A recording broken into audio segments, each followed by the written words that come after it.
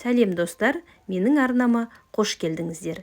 Бүгін біздер курица в медово-устричном соусе дайындайтын боламыз. Ол үшін қажетті құралдарды түгелдеп алсақ.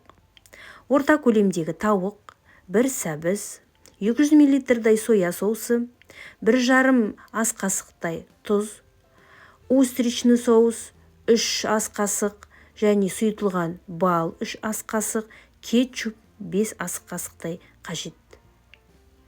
Дайындап қойған суымызға тұзымызды салып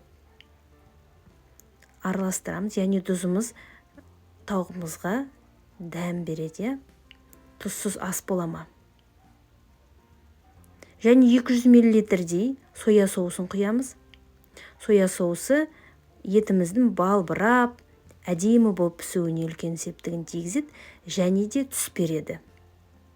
Одан кейін тауығымыздың етіне ерекше дәм беретін бұл сәбізімізді саламыз.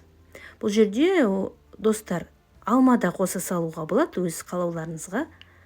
Жақсылап тұрып сосын араластырамыз. Өйткені біркелкі араласып, тауығымыздың барлық жеріне біркелкі сіңуі қажет бұл дәмнің барлығы. Дайын суымызға тауығымызды салып, отқа қоямыз. Тауықты жалпы салған кезде әртүрлі төңкеріп те салуға болады. Өйткені суға батып тұрған бөлігі түске оранады, білесіздер, мына соя соусынан. Міне дайын болған тауығымызды суға салып, қайнатамыз. Қайнағаннан кейін 30-40 минуттан кейін бір тауығымыз дайын болады. Енді өздеріңіз қарайсыздар. Тауығымыз дайын болғанша соусын дайындаймыз. Бізге қажетті жаңағы сұйытылған бал 3 ас қасықтай саламыз.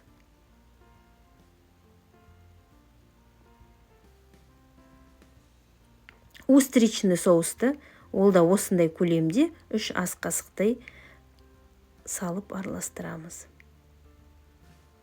Және бізге қажетті кетчупымызды қосамыз. Бұл жерде устричный соусқа тоқталатын болсақ, достар, жалпы маринадқа көп қолданады. Ерекше дәм береді. Сондықтан осы соусты қосуға мен кеңес берем. Ал кетчупқа келетін болсақ, кетчупты мен кішкене тәттілеу түрін алдым. Бірақ сіздер ащы түрін қолдансаңыз да болады. Кеңес берем, өйткені ащылықтың өзі бір тауыққа бір ерекше дәм береді. Өз қалауларыңыз бойынша кез келген кетчуптың түрі жарай береді негізі. Бұл ерекше рецептегі тауығымыз өте дәмді шығады. Мені отбасыма өте ұнайды. Үнемі қолданатын рецепт. Сондықтан сіздер де міндетті түрде дайындап көріңіздер. Міне дайын.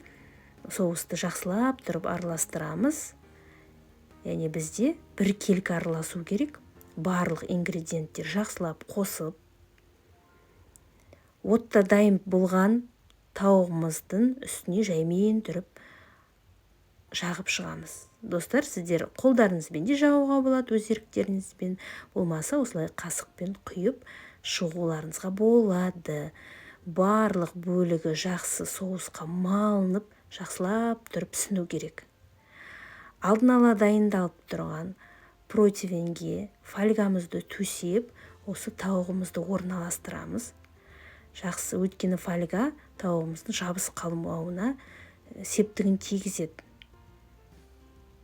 Өз бабында пісу үшін, бірақ орамаймыз. 180 градуста 10-15 минуттай пісіріп аламыз. Міне тауығымыз дайын, ас болсын. Менің арнама қосылып, қоңыраушаны басыңыздар.